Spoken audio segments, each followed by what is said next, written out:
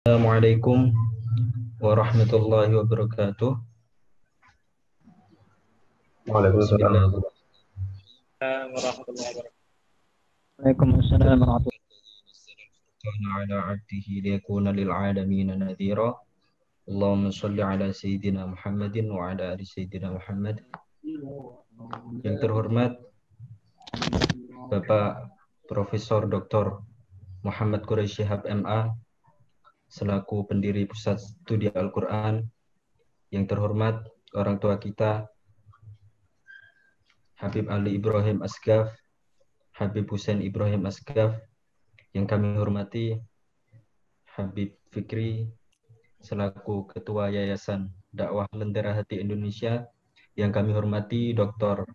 Mukhlis M. Hanafi MA selaku Direktur Pusat Studi Al-Quran, yang kami hormati Ustadz Syahrullah Iskandar MA selaku pengasuh Pondok Pesantren Baska Tahfidz Bait Al-Quran, jajaran dosen, asatidz, dan pengurus pesantren Pasca Tahfidz Bait Al-Quran, yang kami hormati teman-teman santri Pasca Tahfidz Bait Al-Quran, baik angkatan 21 periode Juli sampai Oktober 2020 dan angkatan 22 periode Oktober hingga November yang kami banggakan. Puji syukur marilah kita kepanjatkan kepada Allah Subhanahu wa taala yang telah mentakdirkan kita berkumpul di acara yang insyaallah mubarakah ini. Biqaulina alhamdulillahirabbil alamin. Salawat beserta salam mari senantiasa kita haturkan kepada junjungan kita Nabi Agung Nabi Muhammad sallallahu alaihi wasallam. Biqaulina Allahumma shalli ala sayyidina Muhammad wa ala ali sayyidina Muhammad. Mohon izin perkenalkan, saya Ahmad Muntaha. Insyaallah kami yang akan memandu jalannya acara lepas sambut santri pesantren Pasca Tahfidz Bait Al-Quran angkatan 21 dan angkatan 22 pagi menjelang siang hari ini. Kami ucapkan selamat datang, selamat bergabung bersama kita teman-teman santri Pasca Tahfidz Bait Al-Quran angkatan 22, angkatan 22, program virtual periode Oktober hingga November. Meskipun kita tidak bisa bertemu secara langsung, kita harus berwasilah pada Zoom. Semoga pertemuan kita tidak mengurangi keberkahan, tidak mengurangi keseriusan kita dalam menuntut ilmu. Demi supaya efisien waktu yang kita lalui, mari kita buka acara lepas sambut santri virtual BG angkatan 21, 22 dengan bacaan basmalah. Bismillahirrahmanirrahim. Bismillahirrahmanirrahim. Memasuki acara yang selanjutnya, yaitu pembacaan ayat-ayat suci Al-Quran yang akan dilantunkan oleh Adinda Siti Natifah. Beliau adalah santri pesantren Pasca Tahfidz Bait Al-Quran program virtual angkatan 22 yang akan membaca menggunakan riwayat Warsh dan qiraat Hamzah. Kepadanya kami persilahkan.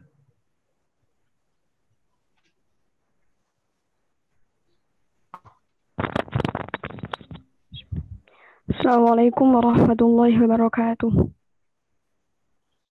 Waalaikumsalam warahmatullahi wabarakatuh. Waalaikumsalam warahmatullahi wabarakatuh. A'udzu billahi minasy syaithanir rajim. Bismillahirrahmanirrahim. Ya ayyuhalladzina amanu idza qila lakum tafassahu fil majlis يا أيها الذين آمنوا إذا قيل لكم تفسحوا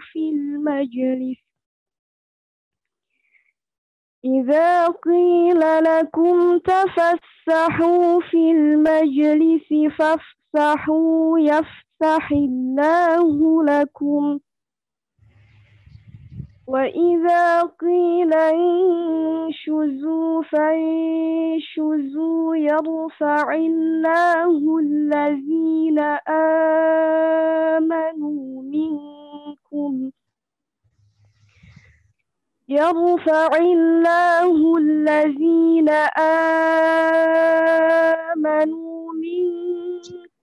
والذين أوتوا العلم درجات وإذا قيل انشزوا فانشزوا يرفع الله الذين آمنوا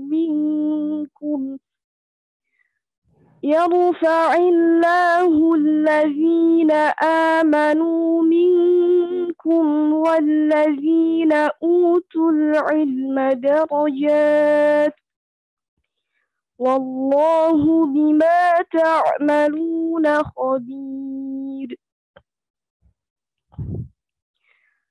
أعوذ بالله من الشيطان الرجيم. وما كان المؤمنون لينفروا كافة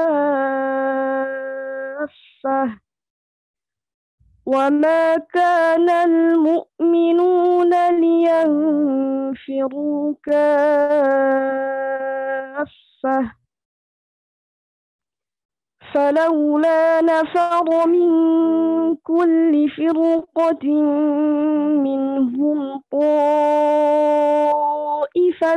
ليتفقهوا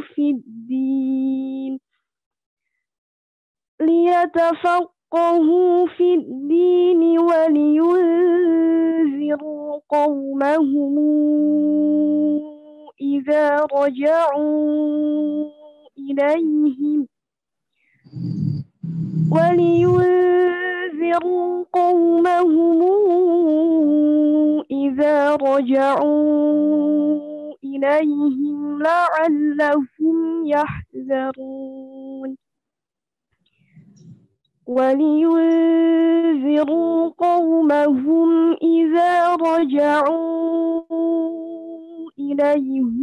لعلهم يحذرون. ولينذروا قومهم إذا رجعوا إليهم لعلهم يحذرون.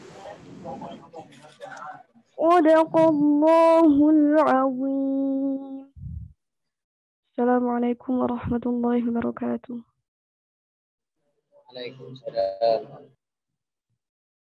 Waalaikumsalam warahmatullahi wabarakatuh. Waalaikumsalam warahmatullahi wabarakatuh.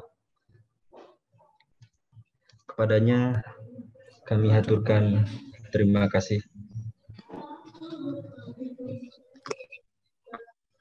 Memasuki acara selanjutnya, yaitu sambutan sekaligus pengantar dari pengurus pesantren Pasca Tahfidz Bait Al-Quran.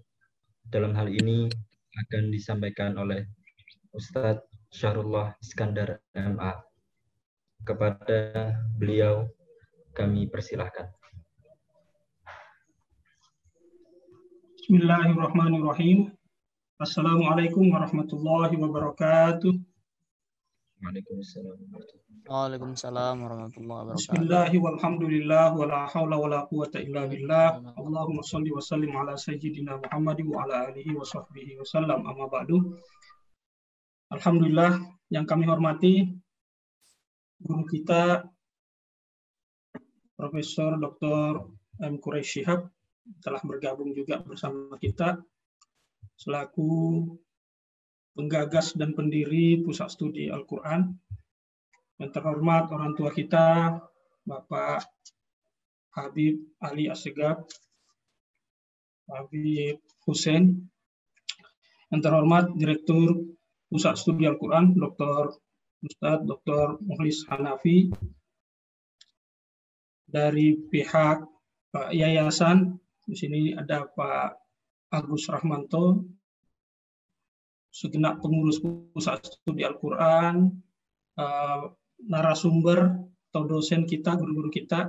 Di sini hadir Ustadz Arifin, Ustadz Zayadi, ada Ustadz Husnul, mungkin Ustadz Ali Nurdin juga bergabung.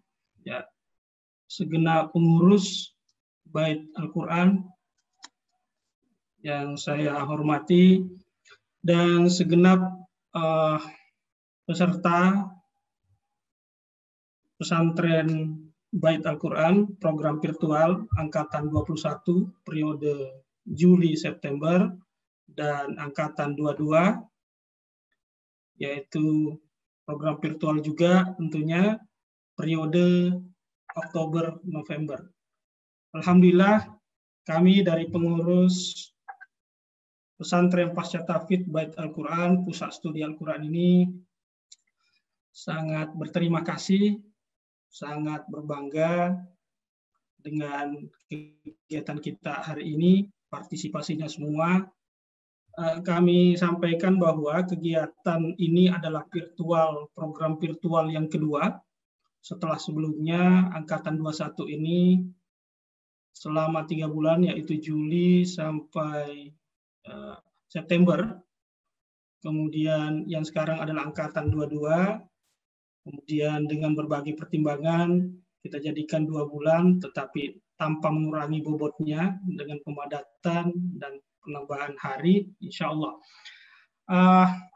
Program virtual ini tentunya adalah merespon situasi yang ada dengan visi kita, misi kita dari Bait Al-Quran, sama dengan Pusat Studi Al-Quran, tentunya adalah untuk bagaimana pembelajaran Al-Quran dan tafsir terus dikembangkan, dan Bait Al-Quran sesuai dengan rootnya, kita mengadakan kembali pelatihan atau sekolah seperti ini ya, sekolah virtual, pesantren virtual dengan kurikulum yang kita sudah siapkan, kita juga sudah matangkan, dan kita sudah konsultasi kerjasama dengan Pusat Studi Al-Quran untuk merumuskan kurikulum ini. Insya Allah mudah-mudahan ini sesuai dengan apa yang diharapkan untuk kita semua. Ternyata animo dari masyarakat untuk mengikuti kegiatan ini terbilang besar. Kita pajang di website Bait Al-Quran, dan sampai kita tutup untuk pendaftaran di web itu sekitar 90 orang yang mendaftar. Kemudian kita testing, dan yang lulus, dinyatakan lulus dengan kriteria yang kita tetapkan. Yang pertama adalah telah menyelesaikan hafal Al-Quran dan dapat mempertanggungjawabkan hafalannya tentunya. Yang kedua adalah kemampuan dasar berbahasa Arab, karena literatur yang kita gunakan dalam proses pembelajaran nanti tentunya banyak menggunakan dari kitab-kitab yang muktabar, yang standar untuk kajian tafsir dan ulumul Quran, termasuk qiraat. Setelah itu kita pilih dan kita tentukan dengan berbagai pertimbangan, ditentukan sebanyak 58 orang untuk angkatan 22 ini yang berhasil lolos. Dengan komposisi laki-laki sebanyak 27 orang, perempuan sebanyak 31 orang. Kami informasikan juga bahwa angkatan 22 ini perdana kita menerima santriwati dari pihak perempuan, karena juga masukan dari masyarakat, banyak pihak untuk mengakomodasi, dan dengan situasi pandemi sekarang, kemudian kita belajarnya secara virtual, kita pertimbangkan, dan tidak ada salahnya kalau kita memperbanyak atau menerima santri dari kalangan perempuan. Nah, kemudian santri yang terjaring yang dinyatakan lulus ini dari berbagai daerah. Kami sampaikan juga bahwa ada yang dari Pulau Jawa sendiri ada, Jawa Barat, Jawa Timur, Banten, Jakarta, kemudian dari Pulau Sumatera, Pulau Kalimantan juga ada, Pulau Sulawesi juga ada. Ya, mudah-mudahan ini merepresentasikan bukan persoalan representasi sebenarnya, tapi memang ya setelah kita adakan ujian, merekalah yang layak untuk mengikuti program kita. Nah, kemudian Angkatan 21 ini juga telah menyelesaikan kegiatannya, program ini dengan berbagai program yang telah kita paparkan, dan alhamdulillah hari ini adalah acara lepas sambut. Jadi penamatan buat Angkatan 21 dan sekaligus menyambut atau pembukaan untuk Angkatan 22 ini. Nah, insya Allah pada hari ini kita juga nanti di akhir acara kita akan mendengarkan bersama-sama dan mohon perkenan guru kita Profesor Quraish Shihab untuk memberikan semacam kuliah perdana buat kita semua. Dan kami juga memohon arahan, kesempatan perkenan dari Direktur Pusat Studi Al-Quran, Bapak Dr. Muhlis Hanafi untuk memberikan sambutan, arahan. Kemudian kami juga mohon berikan kesempatan dan mohon perkenannya Habib Hussein, berikan juga arahan motivasi buat kita semua di acara ini. Kemudian kami sampaikan bahwa materi yang disajikan insya Allah itu dalam berbagai jenisnya, mulai yang terkait dengan ulumul Quran, kemudian ada yang terkait dengan tafsir itu sendiri, kemudian ada yang manhaj tafsirnya, ada qiraat, dan ada berbagai macam materi lainnya. Tentu akan berbeda dengan ketika kondisi normal, yang mana angkatan sebelumnya, 20 angkatan sebelumnya, santri bermukim di Bait Al-Quran selama 6 bulan, karena situasinya pandemi mungkin tidak memungkinkan ya untuk kita bersama-sama, jadi kita hanya via virtual seperti ini. Nah, itu yang kami sampaikan terkait program ini.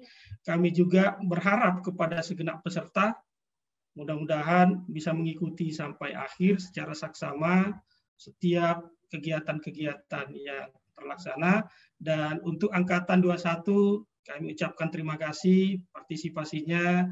Semoga berberkah apa yang telah didapatkan selama mengikuti program ini. Kami dari Bait Al-Quran hanya berupaya untuk menjalankan apa yang telah kita canangkan untuk kesuksesan program ini. Mudah-mudahan program yang kami susun, kami laksanakan, ini juga turut untuk pengembangan studi Al-Quran di tanah air. Salah satu hal yang kami tekankan bahwa kami mengutip dari buku Profesor Quraish Shihab, Islam yang Saya Pahami. Beliau di situ menyebutkan sebenarnya ada 4 tipe ya, ketika melihat situasi. Ada orang melihat situasi baru dengan pemahaman yang lama. Ada juga orang yang melihat situasi baru dengan pandangan yang baru. Ada juga melihat situasi yang baru misalnya, tapi dengan cara pandang yang baru, tetapi tetap berpijak dengan apa-apa cara berpikir orang pendahulu-pendahulu kita. Saya kira cara yang ketiga tadi adalah cara yang sangat pas, dan itu juga yang harus kita kembangkan dalam kegiatan-kegiatan kita. Kita berasas pada apa yang dicontohkan oleh ulama-ulama kita. Kitab turas tidak boleh kita tinggalkan, itu juga kita harus merujuk ke sana, tetapi persoalan itu juga semakin bertambah, maka cara pandang kita, cara pandang yang baru, tetapi tetap berpijak pada turas atau tradisi-tradisi yang lama dengan pengembangan tentunya. Ya, mudah-mudahan ini juga yang menjadi inspirasi kita dengan merumuskan program-program PSG. Mudah-mudahan ini sesuai dengan harapan dan yang dianjurkan atau yang ditetapkan oleh lembaga kita, baik di Pusat Studi Al-Quran maupun Bait Al-Quran. Bait Al-Quran ini sama-sama di bawah naungan Yayasan Dakwah Lentera Hati, dan terus berkoordinasi dengan Pusat Studi Al-Quran. Sekali lagi terima kasih atas partisipasinya semua. Selamat datang di program virtual Bait Al-Quran. Dan secara pribadi kami ucapkan terima kasih kepada segenap pengurus Bait Al-Quran. Dalam 2 minggu terakhir ini kerja keras mereka-mereka untuk merumuskan kegiatan ini dan sampai terlaksananya kegiatan ini insya Allah jazakumullah ahsanal jaza. Ya, mudah-mudahan ini berberkah buat kita semua. Lebih dan kurangnya mohon dimaafkan. Wa ma taufiqi illa billah alaihi tawakkaltu wa ilaihi unib. Wassalamualaikum warahmatullahi wabarakatuh. Waalaikumsalam warahmatullahi wabarakatuh.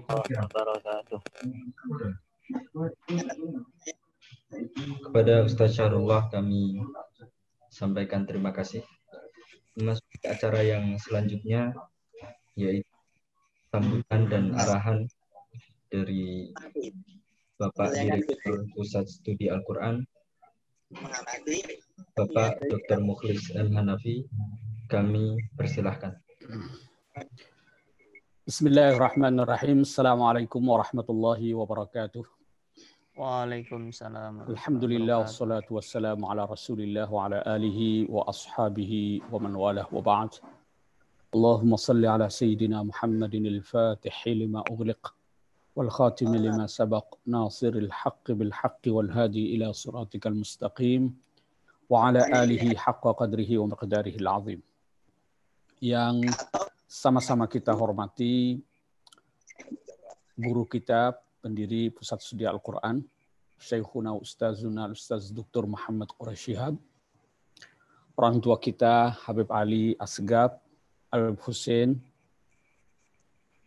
pengurus Yayasan Dakwah Lentera Hati, segenap Dewan Pengajar Pesantren Bait Al-Quran, para pengasuh dan jajaran pengurus, serta teman-teman peserta program Pasca Tahfiz Angkatan ke-21 dan 22, Virtual 1 dan Virtual 2 yang saya banggakan.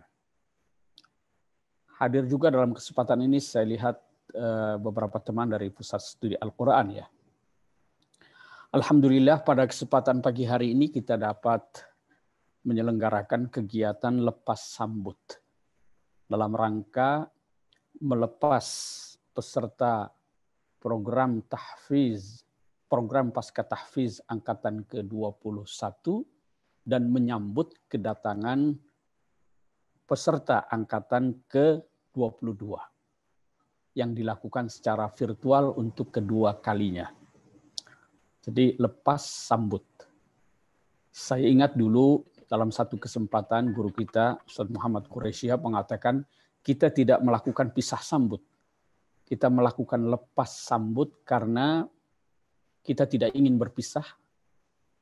Karena kita hanya melepas seperti kita melepas layang-layang ya. Layang-layang itu mengudara, tetapi dia tetap ada hubungan dengan Pusat Studi Al-Quran. Jadi saya ucapkan selamat kepada teman-teman yang telah mengikuti program ini pada angkatan ke-21. Mudah-mudahan ilmu yang didapatkan bermanfaat dan insya Allah silaturahmi kita akan terus berlanjut. Dan selanjutnya saya mengucapkan selamat datang kepada teman-teman, adik-adik yang akan mengikuti program ini di angkatan yang ke-22. Ya, prinsipnya memang sebagaimana disampaikan oleh Ustaz Syahrullah tadi ya, pengasuh Bait Al-Quran, bahwa program kita ini memang program yang sangat terbatas ya. Dalam suasana pandemik, kalau disebut pesantren ya tidak bisa penuh ya, pesantren minus lah ini ya. Karena prinsip kita adalah ma la yudraku kulluhu la yutraku julluh. Jadi kalau kita tidak bisa dapat semua ya jangan tinggalkan semualah gitu ya. Kita tahu ciri khas pesantren itu kan memang ada pembinaan akhlak ya. Di pesantren, masjid sebagai sentral kegiatan dan seterusnya. Tentu ini kita tidak bisa lakukan ya melalui program virtual ini. Jadi kalaulah kita selama ini menerapkan ada 3 prinsip, 3 hal yang harus kita lakukan dalam mempersiapkan ya kader-kader mufassir yang akan melanjutkan, yang akan mengikuti jejak langkah guru kita, Ustaz Muhammad Quraish Shihab. Yang pertama adalah at-takwin al-khuluqi, jadi pembentukan akhlak ya. Dan itu memang pesantren tempatnya, berasrama gitu ya. Ini yang selama ini kita lakukan. Tapi saat ini tidak bisa kita lakukan. Bukan berarti lalu kemudian ini kita tinggalkan. Oleh karena itu, nanti dalam mengikuti program ini saya tetap menekankan ya, adab menuntut ilmu tetap dijaga. Jadi prinsip kita itu al-adabu qabla al-ilm. Jadi adab itu yang kita utamakan. Oleh karena itu nanti dalam virtual Zoom ya, itu mohon tepat waktu ya. Lalu ta'zim kepada guru itu tetap, dan serius, jangan main-main. Nanti di Zoom itu kan kelihatan itu siapa yang serius, siapa yang tidak ya. Itu tetap dijaga. Yang kedua adalah at-ta'hil al-ilmi. Jadi kita ingin membekali teman-teman sekalian dengan ilmu-ilmu terkait ya. Tentu dengan segala keterbatasannya karena program ini kita rancang hanya 1 bulan ya. Oleh karena itu manfaatkan waktu selama 1 bulan ini, periode Oktober sampai November dengan sebaik mungkin ya. Nah, ini yang kita lakukan, at-ta'hil al-ilmi. Lalu yang ketiga adalah at-tadrib al-amali. Memang kalau di Pondok Cabe itu kita bisa lakukan praktek ya langsung. Ada yang praktek menyampaikan kupasan tentang tafsir dan lain sebagainya, diskusi-diskusi. Nah, tentu secara virtual ini nanti tidak bisa kita lakukan secara penuh ya. Oleh karena itu ya program ini memang program yang minus ya. Tetapi mudah-mudahan tidak mengurangi kesungguhan dan keseriusan kita dalam belajar ya. Ini satu hal yang patut kita syukuri ya, dalam suasana yang sangat terbatas ini kita masih bisa melaksanakan program ini. Itu yang pertama yang ingin saya tekankan. Kemudian yang kedua, saya kira angkatan ke-22 ini cukup bersejarah ya. Cukup bersejarah. Setelah hampir 11 tahun pesantren Bait Al-Quran ini berjalan, dan kita sudah memasuki angkatan ke-22, karena kita melakukannya itu setiap 6 bulan. Jadi angkatan 1 sampai 20 itu dilakukan selama 6 bulan di asrama. Angkatan ke-21 agak istimewa. Baru 40 hari saya kira ya. Atau ya sekitar 1 bulan dilakukan di asrama, lalu kemudian mohon maaf terpaksa kita pulangkan. Ya, kita pulangkan dan lanjut melalui virtual. Ini masa transisi memang ya, angkatan 21. Mohon maaf ya kalau ya memang harus begitu. Nah, angkatan 22 ini agak istimewa karena secara penuh dilakukan secara virtual ya. Jadi sudah 11 tahun ini berjalan, dan baru sekarang pula pertama dilakukan secara virtual penuh. Lalu yang kedua, hikmahnya ini saya kira kita bisa menerima peserta putri yang memang selama ini banyak permintaan, tetapi karena batasan fasilitas yang kita miliki di Pondok Cabe itu rasanya kok tidak mungkin ya kita gabung yang laki dengan yang perempuan itu. Bisa bahaya itu ya, tempat kita tidak seberapa luas, sehingga kemudian kita putuskan masih belum bisa menerima selama ini di Pondok Cabe untuk santri putri. Nah, di virtual ini kita mulai ya, beri kesempatan kepada peserta putri. Ya, mohon nanti jangan sambil lirik-lirik itu ya, kalau lagi zoom-zooman itu ya. Fokus perhatikan penjelasan para ustaz lah gitu ya. Jadi dengan membuka untuk peserta putri ini, saya kira kita memberikan kesempatan yang sama lah ya. Dan ternyata minatnya justru lebih besar gitu ya. Tadi dari laporan pengasuh itu, yang putri ada 31 lebih banyak dari yang putra ini ya. Ini kan potensi yang sangat luar biasa ya. Tadi sudah diawali dengan bacaan Al-Quran dengan qiraat yang berbeda ya dari riwayat Hafiz. Saya kira ini potensi yang sangat luar biasa yang dimiliki oleh para hafizat ya, yang mudah-mudahan nanti melalui program ini mereka bisa mendapatkan kesempatan yang lebih untuk belajar ilmu-ilmu keal-Quranan ya. Jadi ini barangkali yang berbeda dari kegiatan-kegiatan sebelumnya. Yang kedua, memang dia lebih singkat sekarang ini ya.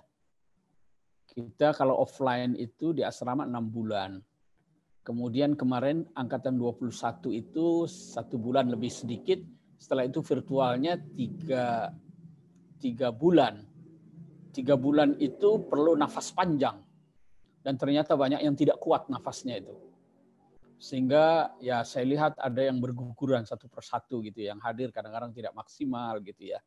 Oleh karena itu berdasarkan evaluasi, maka untuk angkatan kedua virtual, ya virtual yang kedua, yaitu angkatan ke-22, kita tidak hilangkan angkatan 22 ini, hanya kita beri catatan virtual 2. Jadi angkatan ke-22 virtual 2. Nah, supaya beda dengan angkatan 1 sampai 20 ya. Dia lebih singkat, tapi dipadatkan. Jadi dalam 1 minggu itu tetap 5 hari ya. Sahrullah ya, 5 hari dalam seminggu, jamnya juga kita padatkan. Mudah-mudahan teman-teman bisa lebih serius lagi. Kemudian dalam rancangan kurikulum yang baru ini memang Bait Al-Quran itu tidak bisa dipisahkan dari Pusat Studi Al-Quran ya, sejak awal berdirinya. Walaupun sekarang ini dalam 1 tahun terakhir secara manajemen dia sudah berdiri sendiri ya, tetapi secara substansi, kurikulum, metodologi itu masih dikonsultasikan dan disusun bersama-sama dengan Pusat Studi Al-Quran. Satu hal yang ingin kita tekankan pada angkatan ini adalah sebagaimana disampaikan Ustaz Sahrullah tadi itu, bahwa kurikulumnya nanti itu berbasis turoth ya. Jadi satu prinsip yang kita terapkan dalam pembelajaran atau peningkatan wawasan keilmuan para santri yang ada di Bait Al-Quran ini adalah kita berpegangan pada apa yang kita sebut sebagai manhaj wasatiyah. Ya. Nanti saya kira buku Ustadz Quraisy tentang wasatiyah itu harus menjadi bacaan wajib itu ya. Selain buku trilogi yang Islam yang saya anut, Islam yang saya pahami, itu saya kira wajib para peserta Bait Al-Quran untuk membacanya itu ya. Nah, kalau bisa kita rangkum bahwa metode atau kurikulum yang kita ajarkan itu bersendikan pada 3 hal ya. Sebagai penjabaran dari konsep wasatiyah yang kita terapkan itu. Yang pertama adalah karena ini terkait dengan Al-Quran dan pemahaman teks-teks keagamaan, ya, hadis dan seterusnya, maka kita memadukan. Konsep wasatiyah itu selalu memadukan, mengkompromikan, menghimpun dan lain sebagainya ya. Kita memadukan antara al-aql wan nas, antara akal dengan nalar dengan teks. Jadi tidak ada santri Bait Al-Quran itu ceritanya yang terlalu tekstualis atau terlalu rasionalis, terlalu rasional sehingga jadi liberal, tidak ada. Dia memadukan antara al-jam'u bainal aqli bainan nassi wal aql. Kemudian yang kedua adalah tadi yang dijelaskan oleh Ustaz Sahrullah itu, diangkat dari buku Ustaz Quraisy. Al-jam'u bainal asalah wal mu'asarah. Jadi santri Bait Al-Quran ini dia harus terbuka dengan segala perubahan. Tapi pada saat yang sama dia tidak tercerabut dari akarnya. Akarnya apa? Turoth. Itulah asalah. Jadi menjaga orisinalitas, tetapi pada saat yang sama kita juga terbuka dengan modernitas. Gitu ya. Kalau santri-santri NU itu sangat akrab sekali dengan ungkapan al-muhafadzatu 'alal qadimis salih wal akhdhu bil jadidil aslah. Nah, itu rumusannya kalau di sini adalah al-jam'u bainal asalah wal mu'asarah. Kemudian yang ketiga, dengan begini maka tidak ada ceritanya santri Bait Al-Quran itu lalu kemudian menjadi santri yang kolot, jumud gitu ya. Nah, tapi dia hidup dengan realitas, dengan menyikapi dinamika perkembangan yang ada. Kemudian yang ketiga adalah al-jama'u bainal aqwal, menghimpun berbagai macam ragam pandangan. Ya, tidak ada ceritanya santri Bait Al-Quran itu yang fanatik berlebihan terhadap salah satu pendapat. Fanatik berlebihan terhadap salah satu pendapat. Dia terbuka dengan ragam perbedaan. Ya, belajarlah dari guru kita Ustaz Muhammad Quraish Shihab ya, bagaimana membuka seseorang itu bisa dinilai faham Al-Qur'an dengan baik kalau dia bisa menghadirkan Al-Qur'an dengan penafsiran yang beragam. Ya, dengan penafsiran yang beragam. Min kulli wujuh. Ya, itu harus bisa begitu. Min fiqhir rajul kan begitu kata Imam Mujahid itu ya. Nah, inilah 3 prinsip yang kita pegang sebagai pengejawantahan dari konsep wasatiyah itu tadi. Ya, dalam wawasan keilmuan, materi-materi yang kita ajarkan itu harus bisa harus memperhatikan 3 hal itu. Itu saya kira secara umum ya yang kita tetapkan untuk kegiatan-kegiatan di angkatan ke-22 ini. Saya kira itu yang bisa saya sampaikan. Sekali lagi, selamat kepada teman-teman yang telah menyelesaikan program ini pada angkatan ke-21 dan selamat bergabung, selamat mengikuti kegiatan-kegiatan bagi peserta angkatan ke-22. Demikian dari saya. Assalamualaikum warahmatullahi wabarakatuh. Waalaikumsalam. Waalaikumsalam warahmatullahi wabarakatuh. Terima kasih Ustaz Muklis. Teman-teman mohon dicatat, itu penting semua itu. Yang disampaikan beliau adalah daging semua, tidak ada tulangnya. Selanjutnya kami mohonkan arahan dan nasihat dari sesepuh Baitul Quran dan Pusat Studi Al-Quran, Habib Hussein. Beliau adalah yang mengawasi kita ketika kita berada di pesantren secara luring, secara luar jaringan. Kepada Habib Hussein kami persilahkan. Bismillahirrahmanirrahim. Alhamdulillah rabbil alamin wassalatu wassalamu ala asyrafil anbiya'i wal mursalin wa ala alihi washabbihi ajmain. Allahumma shalli ala sayyidina Muhammad kama shallaita ala sayyidina Ibrahim fil alamin innaka Hamidum Majid. Puji syukur kita panjatkan kehadirat Allah Subhanahu wa taala serta junjungan kita Nabi Muhammad atas perkenanannya kita bisa bertemu secara virtual pada pagi hari ini di Sentral Baitul Quran. Pertama-tama yang kami hormati guru kita Profesor Dr. Muhammad Quraish Shihab, yang kami hormati Dr. Mukhlis Hanafi, dan ketua program ini adalah Bapak Syahrullah MA yang akan bersama-sama para santri selama program ini berjalan. Perkenankanlah saya pada kesempatan hari ini menyampaikan terima kasih yang semua pihak yang telah berhasil menyelenggarakan program virtual angkatan ke-21 yang berakhir hari ini, serta teman-teman yang mampu mengadakan seleksi secara virtual buat santri angkatan ke-22. Anda seperti tadi yang disampaikan oleh Pak Mukhlis Hanafi, Anda tidak berpisah dengan Baitul Quran.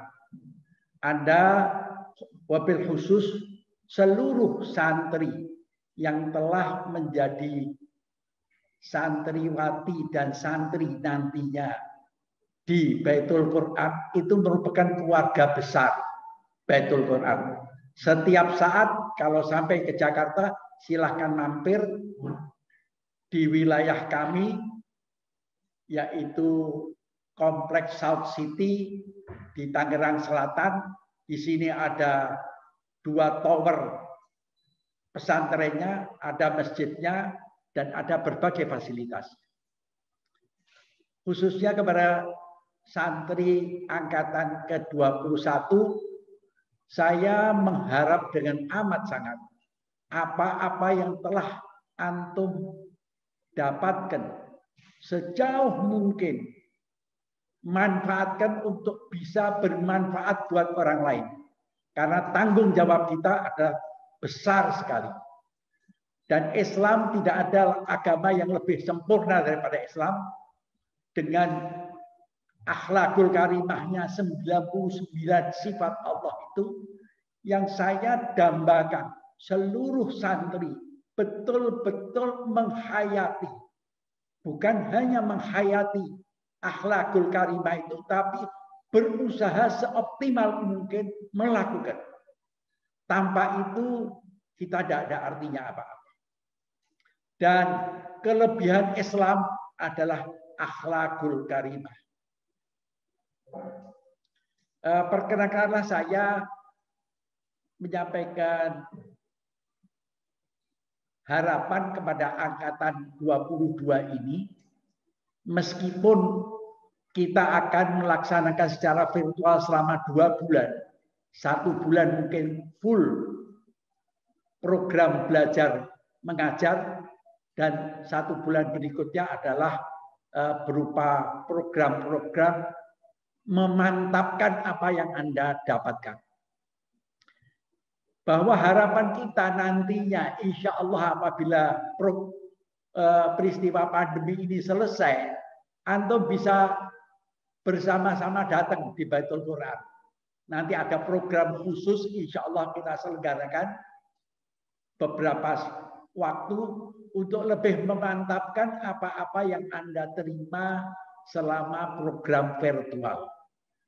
Saya pesankan dengan sangat, untuk program seperti ini rasanya di luar Baitul Quran nggak ada.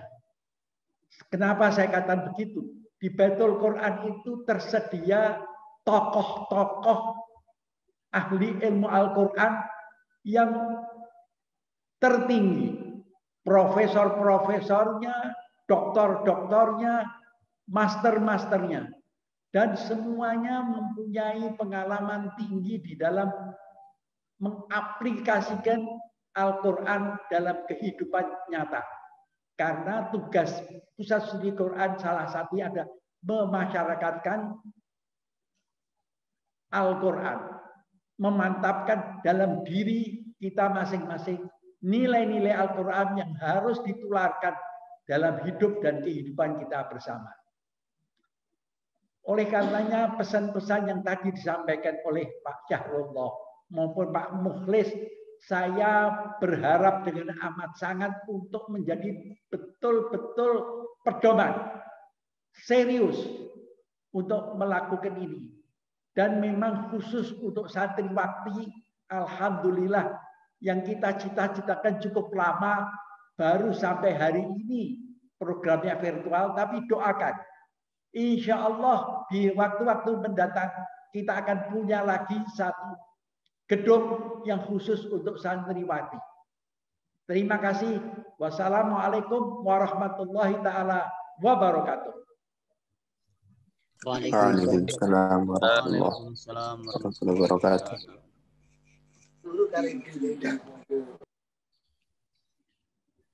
Kepada Ustaz Habib Hussein kami aturkan terima kasih. Selanjutnya di akhir program kita mempunyai penilaian atas seluruh capaian santri pasca tahfidz Bait Al-Quran untuk meningkatkan semangat mereka. Kita mempunyai beberapa santri berprestasi, dalam hal ini akan dibacakan oleh Ustadz Wafa, santri berprestasi angkatan 21. Ustadz Wafa, kami persilahkan. Baik, terima kasih atas waktunya Ustaz Muntaha. Assalamualaikum warahmatullahi wabarakatuh. Saya langsung saja akan bacakan surat keputusan nomor 021 garis miring PPBG PSG garis miring 21 garis miring 10 tahun 2020 tentang penetapan nama-nama yang dinyatakan sebagai berprestasi di angkatan 21 program virtual Pondok Pesantren Pasca Tahfidz Bait Al-Qur'an Pusat Studi Al-Qur'an Juli sampai bulan September tahun 2020. Berdasarkan hasil rapat pengurus Pondok Pesantren Bait Al-Qur'an Pusat Studi Al-Qur'an, setelah pertama menimbang, selanjutnya mengingat bahwa hasil evaluasi dan penilaian dari pengurus pesantren Pasca Tahfidz Bait Al-Qur'an Pusat Studi Al-Qur'an, hasil rapat pimpinan dan pengurus pesantren Bait Al-Qur'an Pusat Studi Al-Qur'an memutuskan: 1. Menetapkan nama-nama santri yang dinyatakan berprestasi di pesantren Pasca Bait Al-Qur'an Pusat Studi Al-Qur'an angkatan 21 program virtual pertama sebagaimana tercantum dalam lampiran yang merupakan bagian tidak terpisahkan dari keputusan surat ini. Nama-nama tersebut akan diberikan penghargaan dalam bentuk buku. Keputusan ini berlaku sejak tanggal ditetapkan, dan jika di kemudian hari didapati kekeliruan dalam penetapan surat keputusan ini akan diadakan peninjauan ulang. Ditetapkan di Pondok Cabe, Tangerang Selatan pada tanggal 6 Oktober tahun 2020 atas nama pengasuh Ustadz Syahrullah Iskandar. Nama-nama tersebut: 1.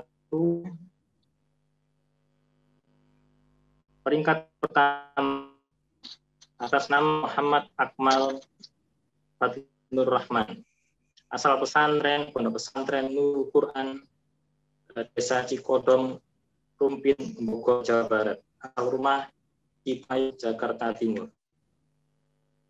Peringkat atas nama Aris, asal pesantren Tahfidzul Quran Syifaul Quran Pontianak, Kalimantan Barat, asal rumah Desa Megamur, Kecamatan Sui, Ambawang, Kabupaten Saudara Sofi'i. Asal pesantren Pondok Pesantren Rawdatul Tahfidzul Quran Perak, Jombang, Jawa Timur. Asal rumah Desa Seka Alas, Kecamatan Widodaren, Kabupaten Ngawi, Jawa Timur. Terima kasih atas waktunya. Mudah-mudahan ilmu yang didapatkan semua para santri angkatan 21 bisa manfaat dan berkah. Assalamualaikum warahmatullahi wabarakatuh. Waalaikumsalam warahmatullahi wabarakatuh. Pada Ustaz Wafa kami aturkan terima kasih. Selanjutnya pembacaan SK nama santri yang dinyatakan lolos seleksi untuk mengikuti program BQ virtual angkatan 22 periode Oktober sampai November 2020 yang akan dibacakan oleh Ustadz Abdul Qadir Maliki. Kepadanya kami persilahkan.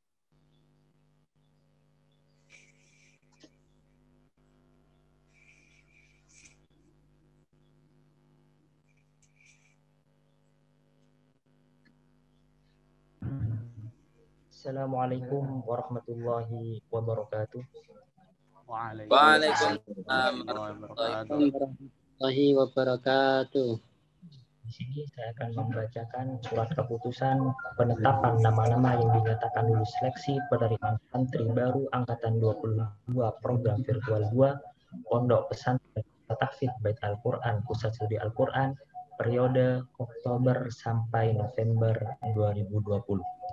Berdasarkan hasil rapat panitia penerimaan santri baru Pondok Pesantren Pasca Tahfidz Bait Al-Qur'an Pusat Studi Al-Qur'an, setelah menimbang dan mengingat bahwa hasil tes penerimaan santri baru Pesantren Pasca Tahfidz Bait Al-Qur'an Pusat Studi Al-Qur'an program virtual angkatan 22 periode Oktober sampai November 2020 yang diselenggarakan pada tanggal 26 sampai 27 September 2020. Hasil rapat panitia penerimaan santri baru Angkatan 22 bersama unsur pimpinan dan pengurus pesantren Tahfidz Bait Al-Quran Pusat Studi Al-Quran yang diselenggarakan pada 29 September 2020 memutuskan: pertama, menetapkan nama-nama yang lulus seleksi dalam penerimaan santri baru program virtual pesantren Pasca Tahfidz Bait Al-Quran Pusat Studi Al-Quran Angkatan 2022 periode Oktober sampai November 2020 sebagaimana terlampir. Keputusan ini berlaku sejak tanggal ditetapkan. Yang ketiga, demikian surat keputusan ini dibuat untuk digunakan sebagaimana mestinya. Apabila di kemudian hari terdapat kekeliruan, maka akan diadakan peninjauan dan perbaikan seperlunya.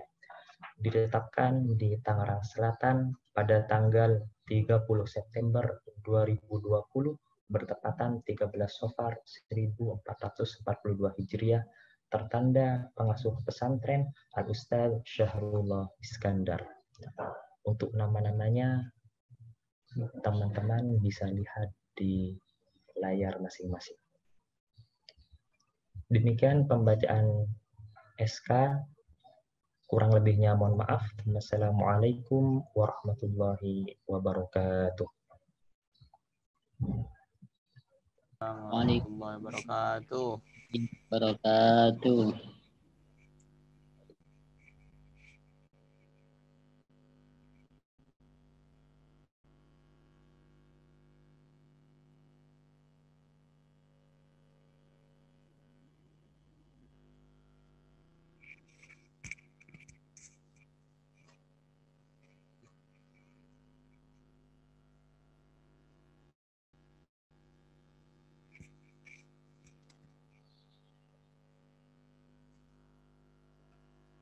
Belum aktif. Kepada Ustadz Abdul Qadir Maliki, kami haturkan terima kasih. Puncak acara pada pagi menjelang siang hari ini adalah stadium general dengan tema pembelajaran tafsir Al-Quran dan tantangan kekinian yang insya Allah akan disampaikan oleh Al-Ustadz Profesor Dr. Muhammad Quraisy Shihab MA.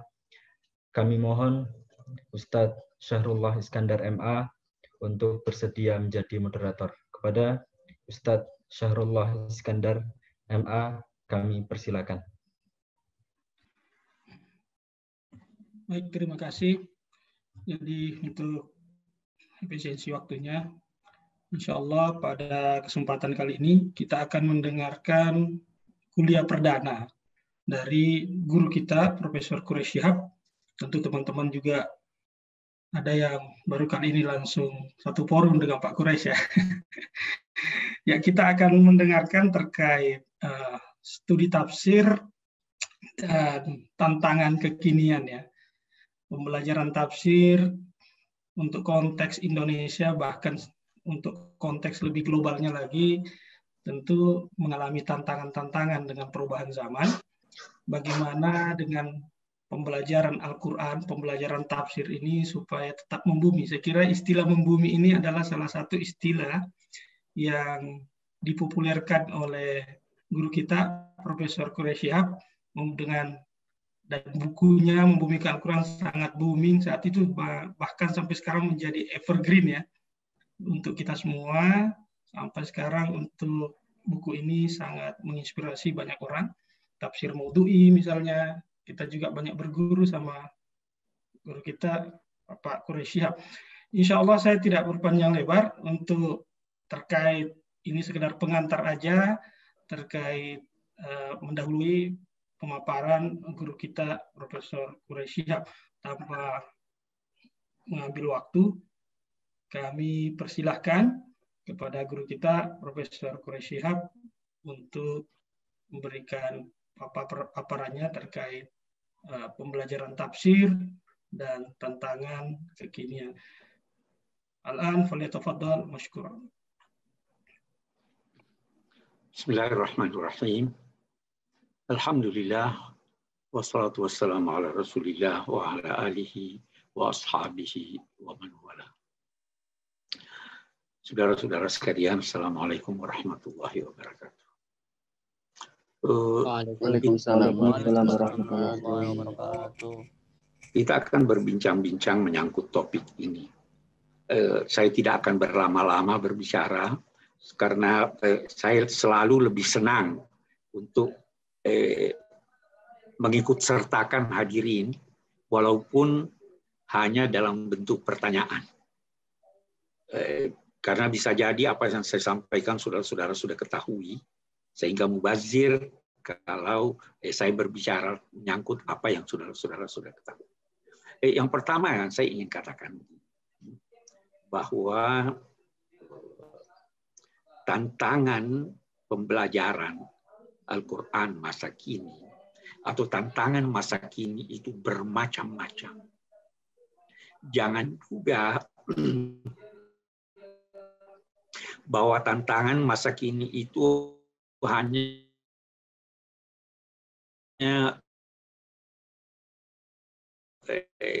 COVID-19 besar dari itu.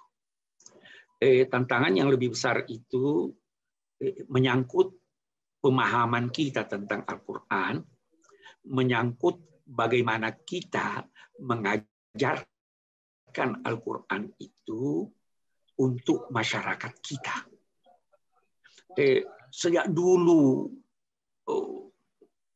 mungkin sudah lebih dari 1000 tahun yang lalu, sudah ada ungkapan, saya masih di sekolah di Sanawiyah Al-Azhar, saya sudah pelajari itu tahun 58, ungkapan al-alamu mutaghayyir wa kullu mutaghayyirin hadis fal alamu hadis. Itu untuk membuktikan bahwa sebenarnya ada wujud Tuhan yang melalui hukum-hukumnya terjadi perubahan-perubahan dalam masyarakat, bahkan dalam segala wujud.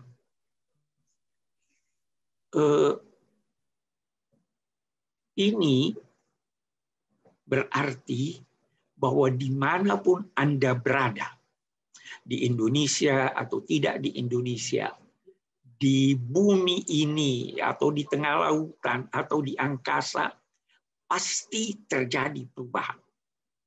Tidak ada yang tidak berubah kecuali perubahan itu. Itu tidak berubah.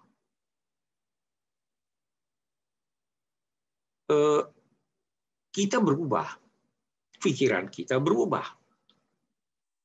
Nah, yang tidak berubah itu, yang abadi itu, al-abad itu dalam bahasa Al-Quran, dalam bahasa Arab adalah yang tidak berpermulaan dan tidak berakhir.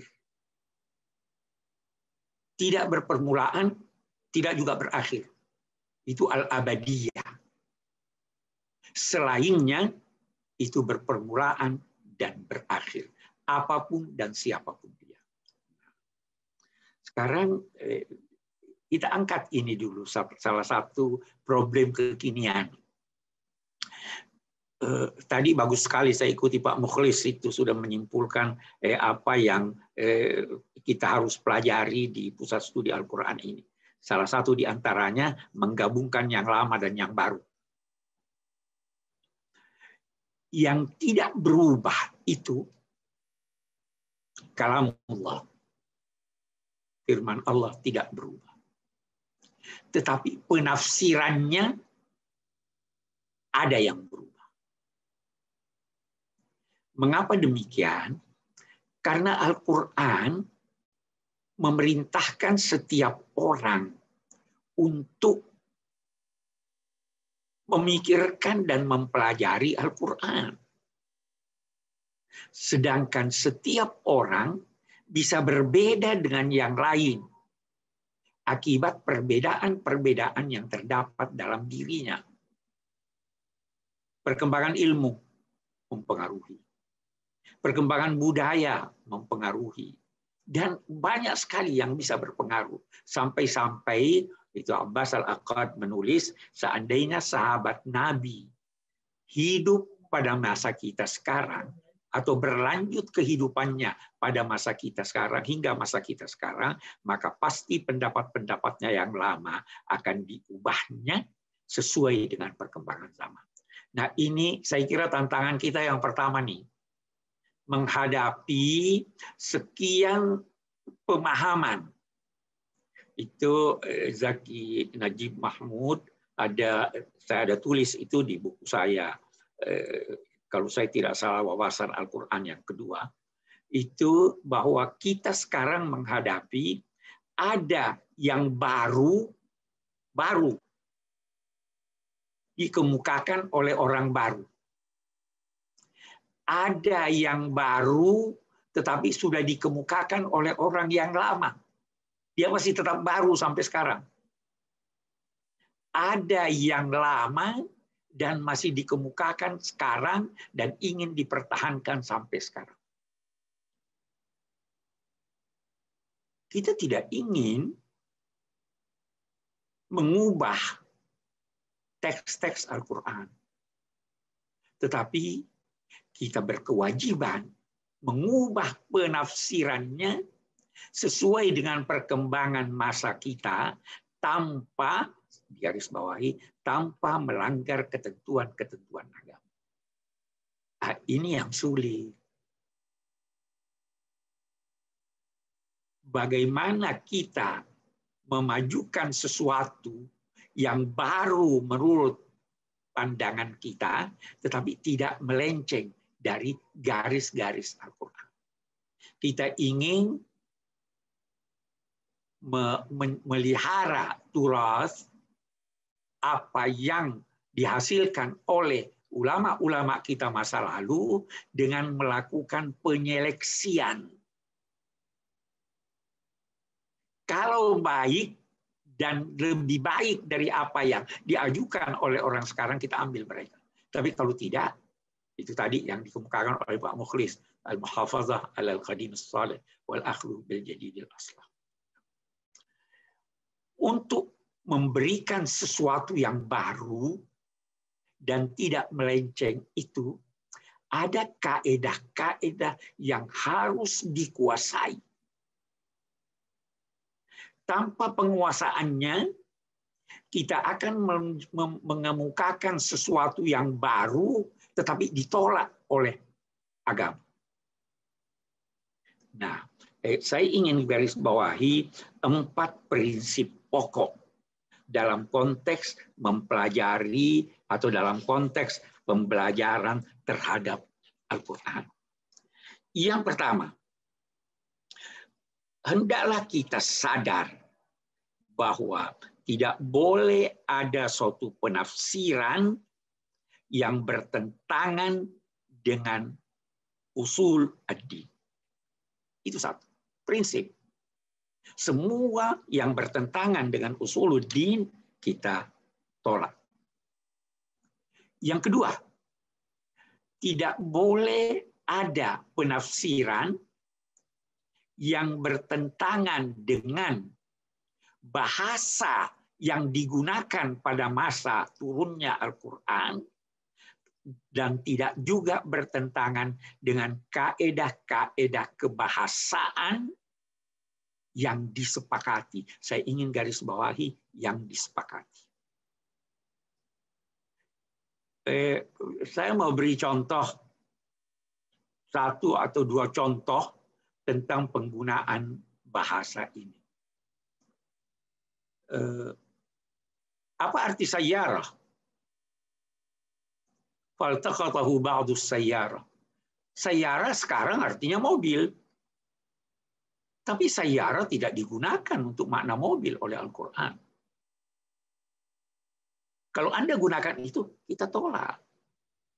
Ada kaedah-kaedah kebahasaan, misalnya yang disepakati, bahwa ada yang dinamai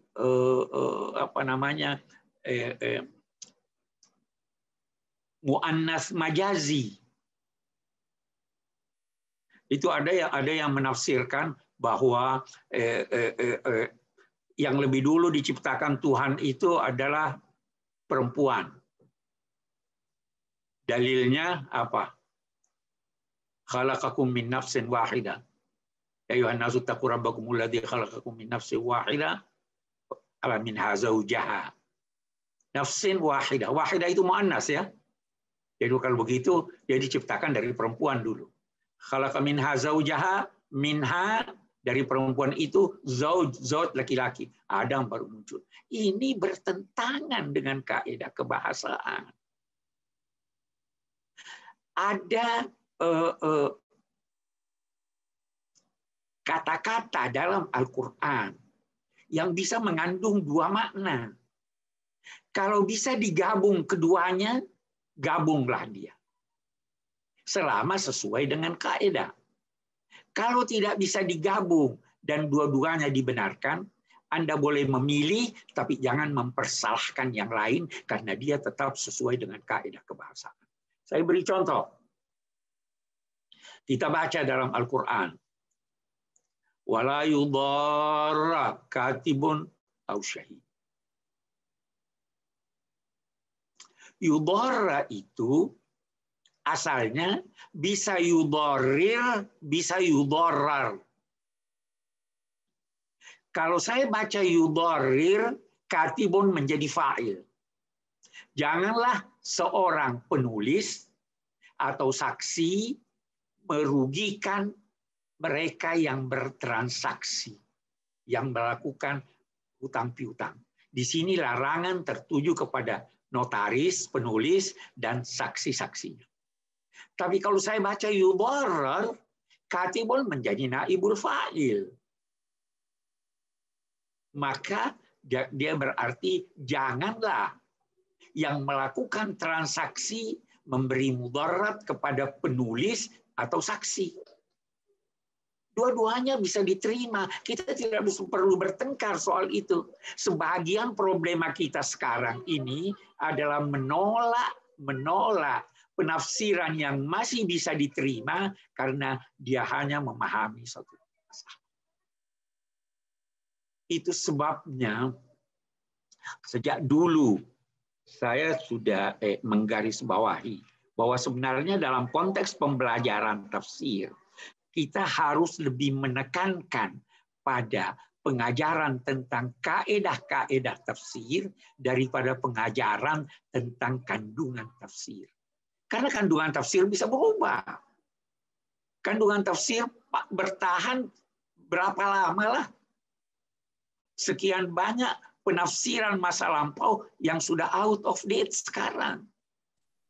Akibat perkembangan ilmu. Tapi kalau kita pahami pembelajarannya menghadapi perubahan masa ini, pembelajarannya ditekankan pada kaidah-kaidah, maka itu akan lebih membantu menciptakan mufassir baru, tidak hanya menukil yang lama, dan yang lama. Yang lama itu sudah berjasa untuk masanya.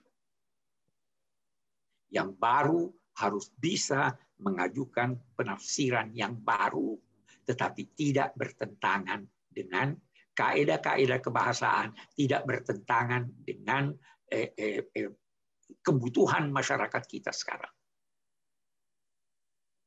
Salah satu yang ditekankan oleh Al-Quran dalam konteks pemahaman Al-Quran adalah at-tadabbur, at-tilawah. Berusaha memahami, membaca dan mengikuti itu tilawah, membaca dan mengikutinya dengan pengamalan. Itu tilawah.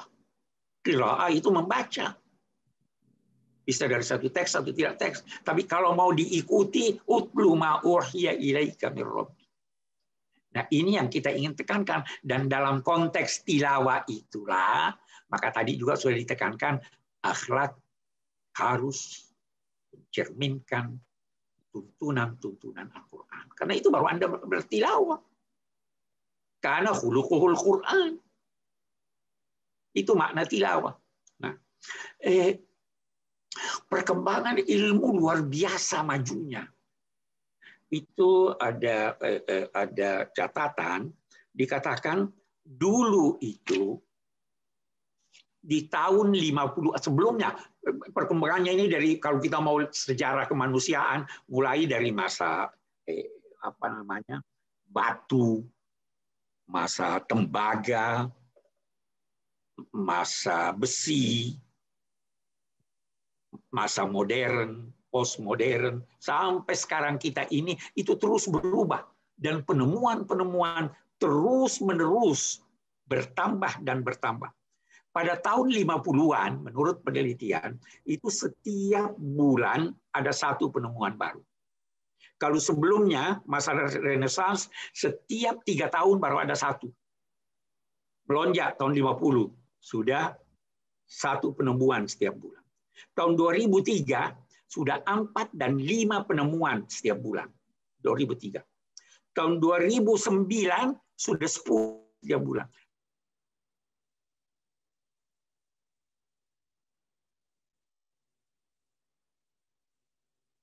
Lisan bertambah. Dan buku dari hari ke hari makin kita kesampingkan karena sekarang ada digital.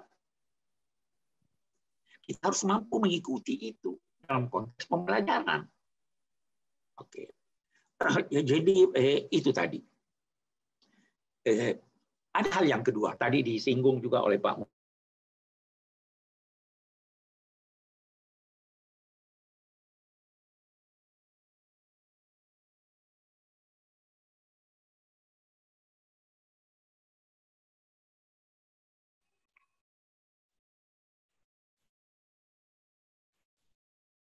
Udah terputus ya.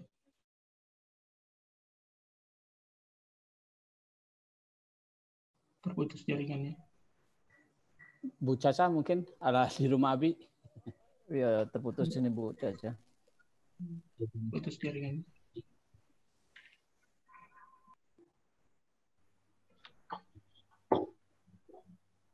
Dikabarin kali Bu Caca. Bu Tika tolong mungkin bisa nyampaikan ke Bu Caca. Oh ya, Bu Tika lagi chat gitu. masuk lagi. Itu masuk lagi. Sudah. Masuk lagi ya. Oke. Masuk lagi Ustaz. Oke. Kita tadi Yang ketiga Ustaz. Kita tadi bicara soal soal akal. Itu bagus sekali Pak Mukhlis menjelaskan itu. Saya ingin mengemukakan sesuatu yang boleh jadi berbeda dengan sementara filosof itu. Di buku saya yang akan datang, saya kira saya ada singgung soal itu. Tapi baik begini. Apa yang Anda dengar dari saya, apa yang Anda baca pada suatu buku, itu bisa dikatakan benar dan atau salah, bisa juga tidak ada istilah Anda katakan ini benar atau salah. Kalau saya berkata begini, mari kita lihat. Kalau saya berkata begini, pemandangan di puncak indah. Apakah ucapan saya ini bisa dikatakan benar atau salah? Itu penilaian saya. Anda jangan berkata Anda salah, jangan berkata Anda benar. Kalau Anda tidak setuju, Anda berkata saya tidak anggap itu indah. Tapi jangan mempersalahkan. Ini satu. Begitu juga kalau Anda melihat seorang pemuda tampan, gadis cantik, terus Anda berkata, waduh dia cantik sekali, dia tampan sekali. Jangan berkata salah atau benar. Karena itu statement yang tidak mengandung kemungkinan untuk dipersalahkan atau tidak. Sekarang kita ambil contoh yang lain. Di tempat itu, di bawah tanahnya ada minyak. Ada petrol. Bisa dipersalahkan atau bisa dikatakan benar atau tidak? Bisa, saya katakan. Tetapi untuk menyatakan itu benar atau salah, maka apa jadinya?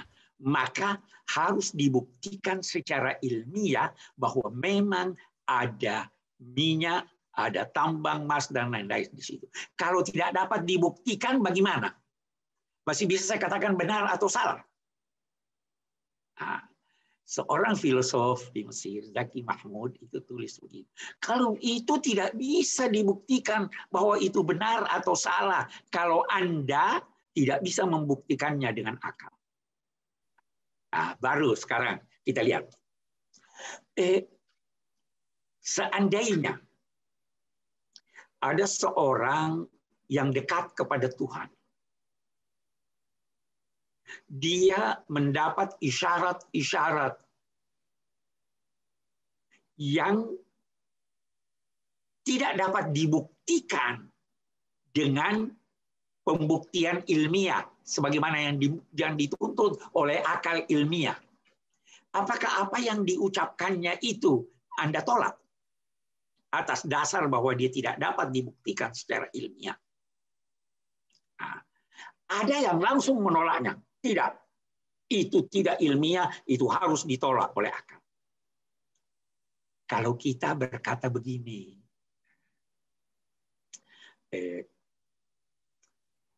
ada hal-hal dalam kehidupan dunia ini yang pada akhirnya diakui kebenarannya oleh dunia, walaupun pada saat atau cara penemuannya tidak bersifat ilmiah. Saya beri contoh. Archimedes itu menemukan hukumnya melalui apa? Bukan melalui hukum. Penemuan daya tarik bumi itu ditemukan melalui kebetulan, kata orang. Maka sikap agamawan yang menggunakan daya kalbu dan daya akalnya itu tidak akan menolak itu mentah-mentah, tetapi kalau tidak bertentangan dengan akal, maka dia akan mempertimbangkannya untuk menerima tanpa menolaknya. Nah, di sini kita berbeda dengan, kenapa? Karena kita menggunakan akal dan hati kita. Kita menggunakan otak dan kalbu kita. Otak dan kalbu itu, kalau menurut ilmuwan sekarang, itu fungsinya di otak.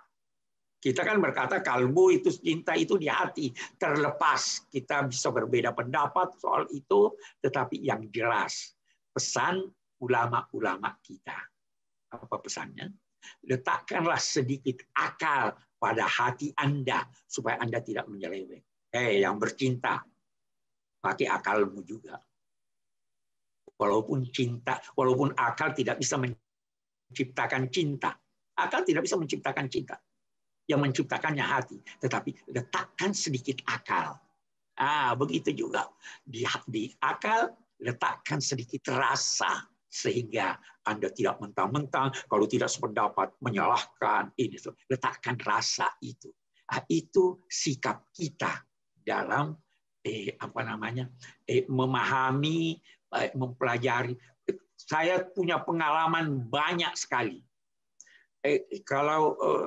Dan teman-teman saya juga begitu. Saya yakin saudara-saudara juga pernah mendengar atau boleh jadi mengalami. Ada hal-hal yang sama sekali kita tidak duga. Kita sudah berputus asa bahwa ini tidak ditemukan, secara kebetulan kita menemukannya. Kalau saya ingin bercerita pada Anda, ketika saya menulis disertasi, salah satu tugas itu adalah menemukan, kalau ada pendapat, katakanlah pendapat Imam Ghazali, kalau Imam Ghazali lebih mudah, pendapat seorang ulama yang tidak terkenal, dikutip oleh penulis, oleh Al-Biqai. Tugas saya mencari di mana dia tulis pendapatnya itu. Di buku apa? Ini dikutip oleh Al-Biqai, katanya begini. Tugas kita mencarinya. Memang kalau tidak ditemukan oleh pembimbing dikatakan tulislah di bawahnya bahastuhu walam ajidhu. Saya sudah bahas, saya sudah cari, tapi saya tidak temukan. Jadi kita tinggalkan, kita pergi yang lain. keesokan harinya atau minggu depannya berjalan di perpustakaan untuk mencari satu buku tertentu, tiba-tiba kaki berhenti, mencabut satu buku yang tidak dicari.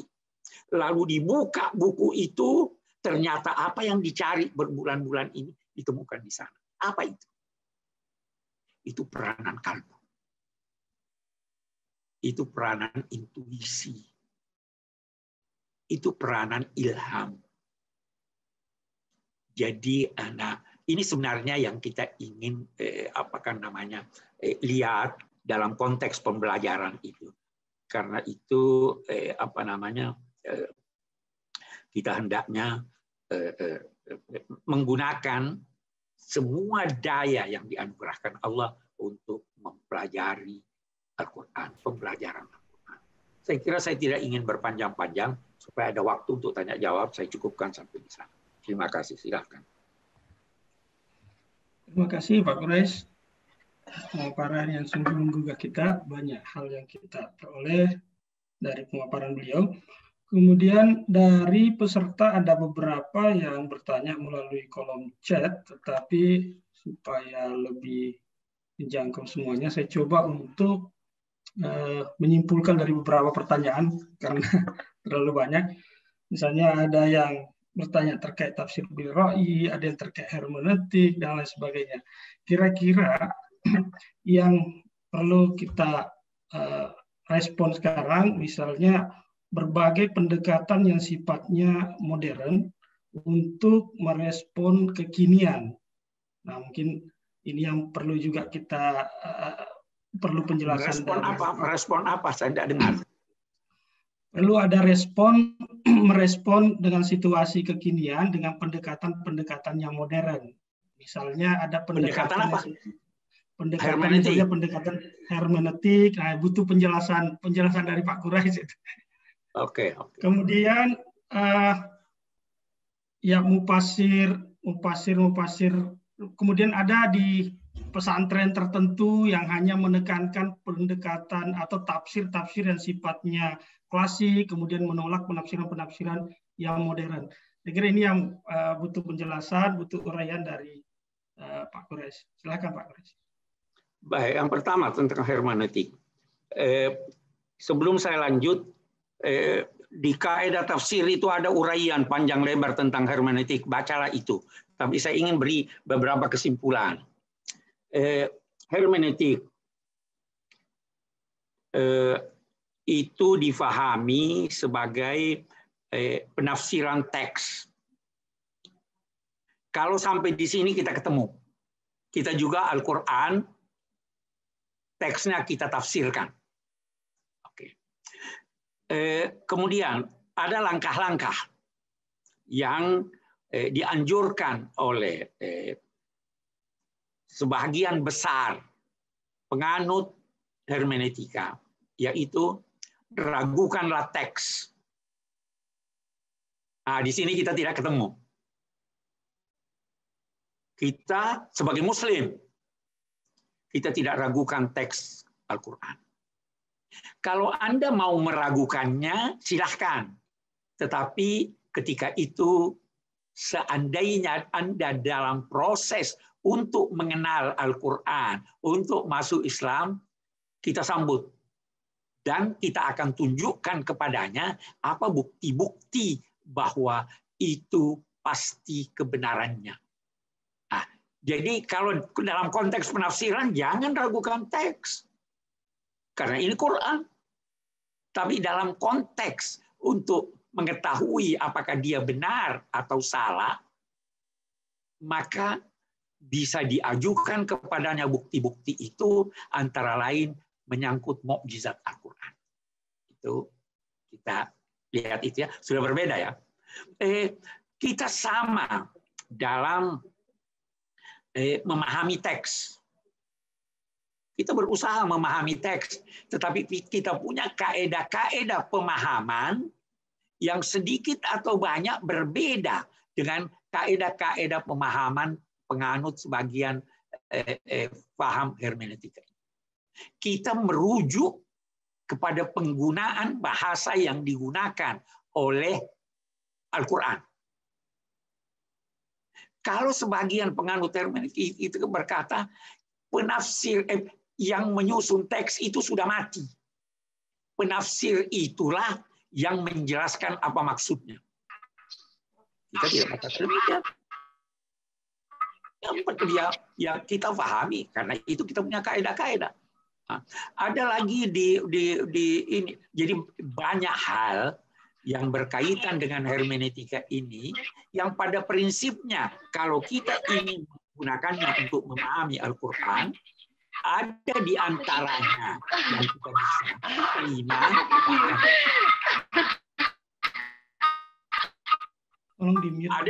Ada ribut-ribut, saya dengar suara. Oke. Ada di antaranya yang kita bisa terima, bahkan kita mendahului mereka, ada juga yang kita tidak bisa terima. Ada problema di kalangan mereka yang belum terselesaikan, ada problema di kalangan kita yang sudah terselesaikan. Misalnya soal bagaimana bisa yang abadi, yang maha sempurna bisa berbicara dengan menyampaikan idenya kepada yang tidak sempurna, wahai manusia. Itu sudah selesai, kita sudah lama selesainya itu. Menyangkut khalqil Quran, menyangkut. Jadi banyak persoalan yang baik semuanya kita terima selama tidak bertentangan. Itu tadi tidak bertentangan dengan kaidah-kaidah usul din kita, tidak bertentangan dengan kaidah-kaidah penafsiran. Kita terima. Kalau tidak, kita terbuka untuk menerima segala sesuatu selama tidak bertentangan dengan prinsip kita. Itu menyangkut hermeneutika.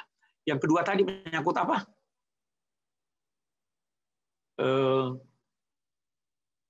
Referensi-referensi klasik, kemudian tidak mau sama sekali membaca referensi-referensi tafsir yang modern. Tidak mau membaca referensi yang modern misalnya. Modern. Itu terlambat lahir itu. Orang yang terlambat lahir. Ya kan tidak bisa kita tidak membaca. Tidak bisa kita tidak membaca perkembangan pemikiran. Nah, kenapa demikian? Yang pertama, ada hal-hal baru yang menjadikan pendapat-pendapat lama menyangkut tafsir tidak bisa lagi dipertahankan, sehingga saya sering kali itu memberi contoh begini. Firman Allah, wa ya'lamu ma fil arham, indahu mafatihul ghaib, dan seterusnya. Wa ya'lamu ma fil arham, dia mengetahui apa yang di dalam rahim. Terus dia katakan jenis kelaminnya. Anda masih mau bertahankan itu? Sedangkan pembuktian ilmiah sudah menunjukkan bahwa melalui penelitian ulama, melalui alat-alat canggih, sudah bisa diduga keras bahwa yang lahir itu laki atau perempuan. Dan harus dilihat lagi bahwa di situ dia tidak katakan hanya dia yang tahu. Dia katakan ya'lamu. Dia mengetahui perkembangannya. Apa yang dalam janin, sejak pertemuan antara sperma dan ovum, dia ketahui perkembangannya. Manusia tidak tahu itu. Dia mengetahui rezekinya. Jadi jangan batasi pada ini. Kalau Anda berpegang pada yang lama tanpa mempertimbangkan yang baru, itu bisa terjerumus dalam kesalahan. Bisa juga sebaliknya. Ada orang-orang, itu saya juga sudah tulis di Membumikan Al-Quran, ada orang-orang yang berkata tidak mungkin manusia manusia sudah bisa mencapai angkasa luar karena siapa namanya ini sudah sampai ke bulan. Lantas dia bawa itu ayat, apa itu ayat? Ya ma'syaral jinni wal insi in istata'tum an tanfudhu min aqtaris samawati wal ardh. Itu ayat tidak berbicara tentang salah satu kesalahannya, tidak berbicara tentang kemampuan keluar dari angkasa. Ini istata'tum an tanfudhu min bukan ila. Kalau dia berkata ila aqtaris samawati wal ardh, itu dari bumi ke angkasa luar. Tapi dia katakan min aqtaris samawat. Itu bicara tentang hari kemudian. Jadi saya ingin katakan begini. Kita perlu membaca dan membaca. Kita perlu membandingkan dan membandingkan. Tetapi kita perlu kritis. Sekian banyak, itu salah satu kritik terhadap tafsir yang lama adalah para ulama telah berhasil memberikan penafsiran sesuai dengan perkembangan masanya, dan itu baik untuk masa mereka, tetapi penafsiran itu belum tentu sesuai dengan perkembangan kita karena terjadinya perubahan-perubahan dalam kehidupan ini, perubahan di bidang ilmiah, perubahan di bidang budaya, dan lain-lain. Dan itu dibuktikan oleh ulama, mereka mengubah pendapat-pendapat mereka yang hidup dalam satu masa sekalipun. Apalagi kita masih mau kembali ke 1400 tahun yang lalu, sebelum adanya buku. Saya kira tidak benar. Kita tidak tempuh itu di pusat studi Al-Quran. Oke. Silahkan. Baik, ini ada beberapa masukan dari peserta untuk mungkin mau berinteraksi langsung dengan Pak Guru. Saya persilahkan Fitratul Maulidina ya. Silakan. Boleh dibuka mute-nya, di-unmute. Silakan kalau mau bertanya langsung dengan Pak Guru. Fitratul Maulidina. Silahkan, silahkan. Assalamualaikum, Prof. Waalaikumsalam. Saya mau bertanya,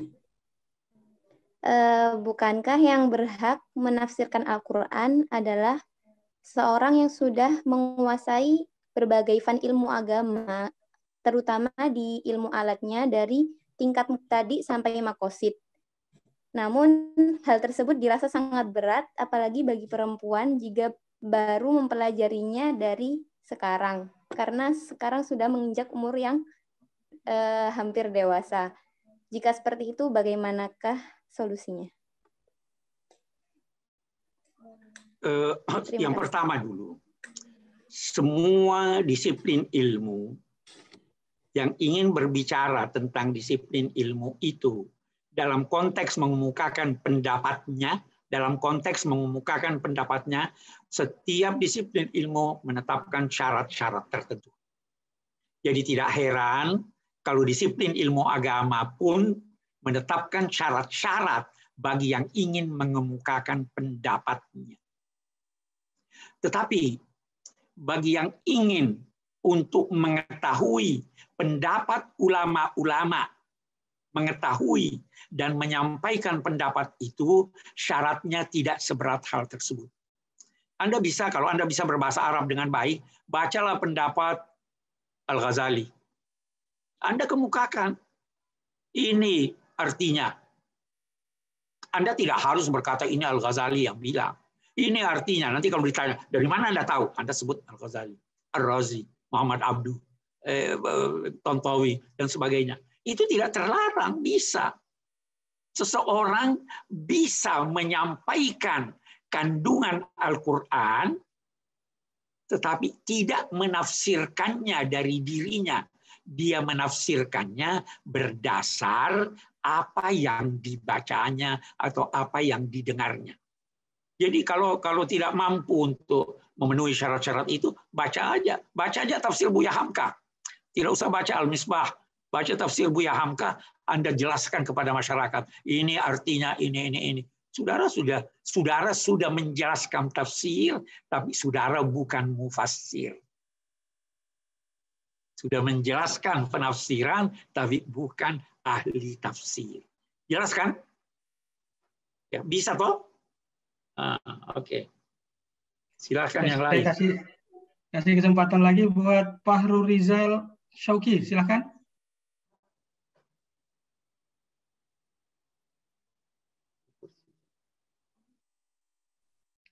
Fahru Rizal Syauqi, silakan. Assalamualaikum. Waalaikumsalam. Silakan.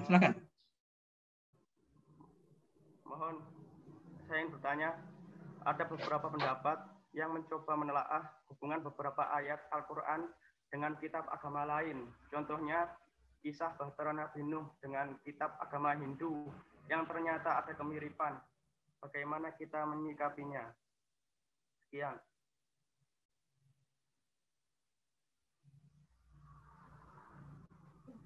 Halo? Ya. Tidak terdengar suaranya. Coba yang lebih keras. Assalamualaikum. Waalaikumsalam. Ada beberapa pendapat yang mencoba menelaah hubungan beberapa ayat Al-Quran dengan kitab agama lain. Contohnya, kisah Bahtera Nabi Nuh dengan kitab agama Hindu yang ternyata ada kemiripan. Bagaimana kita menyikapinya? Baik. Kita tidak menolak. Kita tidak menolak apapun yang datang dari luar kita selama itu kebenaran. Itu prinsip itu. Al-hikmatu dhallatul mu'min anna wajadaha fahuwa haqqu biha.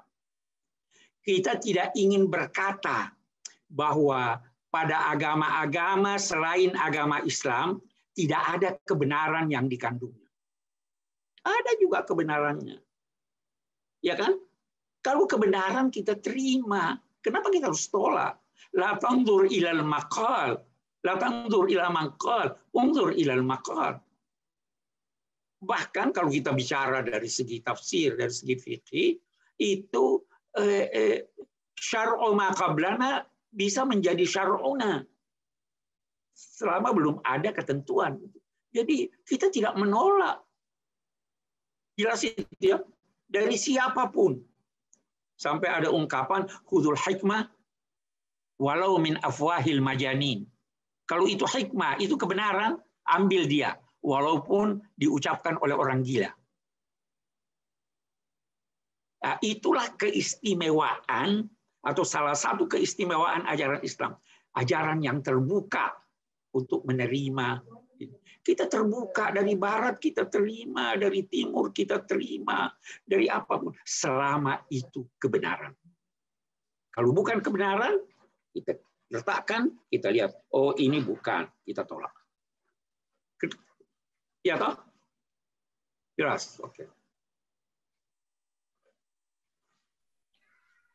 Oke, silahkan. Masih ada yang mau satu lagi? Ya, satu lagi kalau masih ada.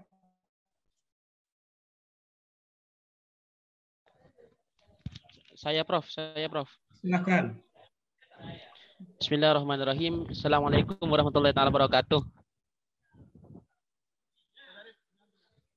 Saya ingin bertanya, mungkin bukan tentang pemikiran tafsir atau apa. Saya selalu penasaran tentang ayat ini, Prof. Walaqad yassarnal Qur'ana lidzikri fahal min mudzakir. Mudzakirnya ini seperti apa, Prof? Yang kriteria untuk menjadi mudzakir ini. Mungkin seperti itu, Prof. Itu ada tulisan ulama menyangkut ayat ini yang diulang-ulang berkali-kali. Baik, mudzakir asalnya mutazakir. Kemudian taknya dibuang.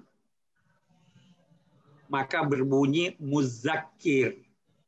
Kemudian titiknya dibuang menjadi mudzakir. Ada yang memperoleh kesan bahwa dibuangnya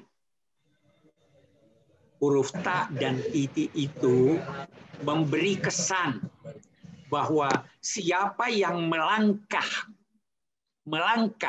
untuk memahami Al-Quran, walaupun langkahnya tidak mencurahkan semua kegiatan dan kemampuannya, maka langkahnya yang selangkah itu, yang ringan itu akan disambut oleh Allah dengan melimpahkan kepadanya kemampuan untuk memahami Al-Quran.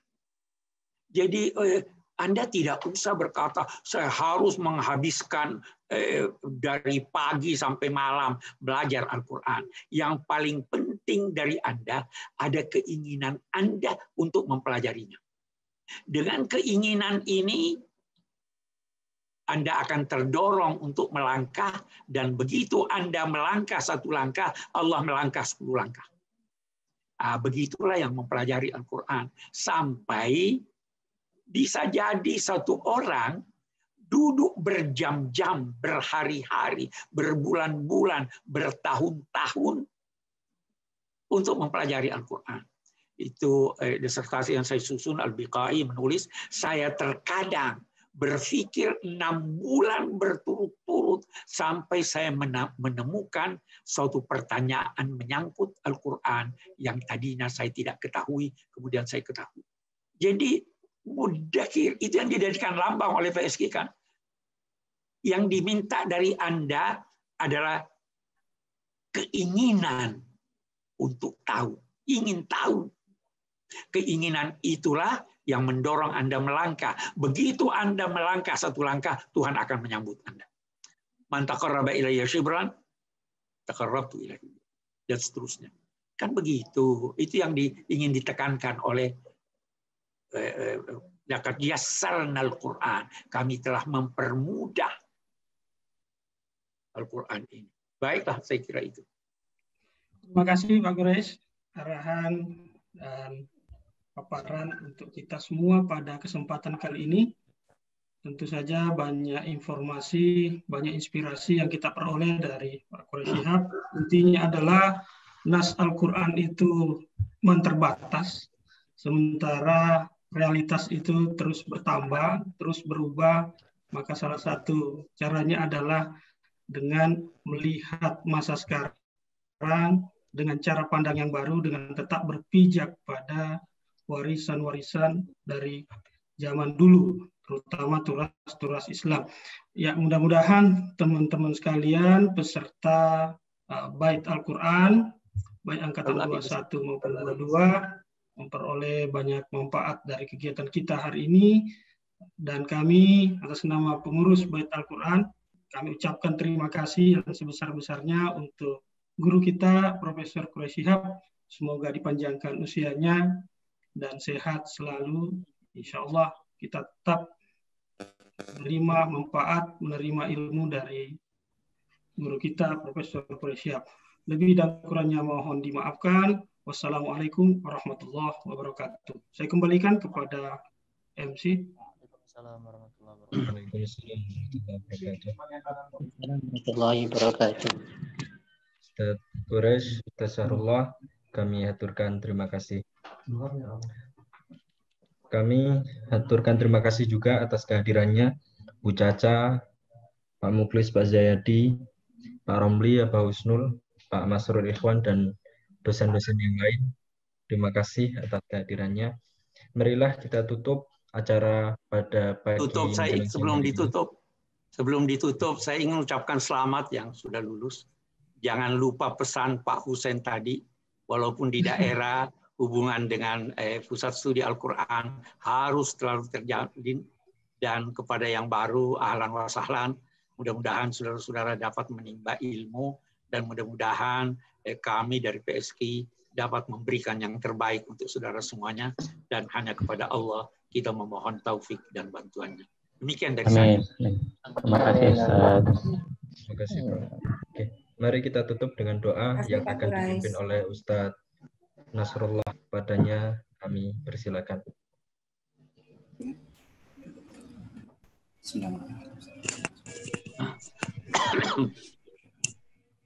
Al-Fatihah.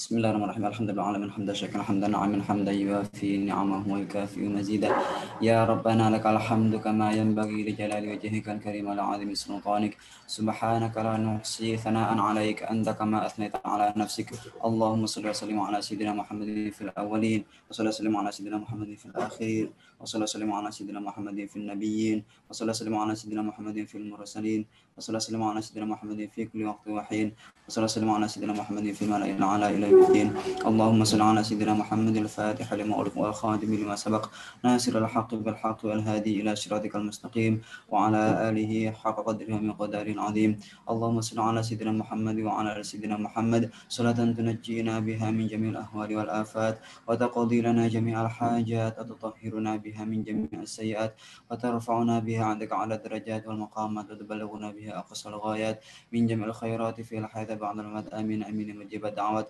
اللهم يا ربنا تقبل منا إنك أنت السميع العليم وتب علينا يا مولانا إنك أنت التواب الرحيم اللهم ارزقنا فهم النبيين وحفظ المرسلين وإلهام الملائكة المقربين يا فتاح يا عليم افتح قلوبنا فضل العارفين اللهم ارحمنا بالقرآن واجعل لنا إماما ونورا وهدى ورحمة اللهم ذكرنا منه ما نسينا وعلمنا منه ما جهلنا وارزقنا تلاوته آناء الليل وأطراف النهار واجعل لنا حجة يا رب العالمين ربنا آتنا في الدنيا حسنة وفي الآخرة حسنة وقنا عذاب النار وادخلنا الجنة مع الأبرار يا عزيز يا غفار يا رب العالمين جزا الله عنا سيدنا محمد صلى الله عليه وسلم وهو أهله سبحان ربك رب العزة عما يصفون وسلام على المرسلين والحمد لله رب العالمين فاتحة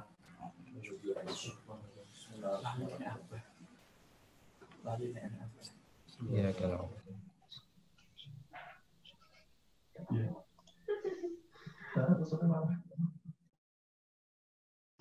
kepadanya kami haturkan terima kasih. Demikianlah rangkaian acara lepas sambut pada pagi hari ini. Dari kami ucapkan sekian. Ada informasi bahwa santri baru, santri angkatan 22, mohon untuk tidak live dulu karena ada yang ingin disampaikan oleh teman-teman pendamping. Dari kami kurang lebihnya mohon maaf. Allahul muwaffiq ila aqwamit thariq. Wassalamualaikum warahmatullahi wabarakatuh.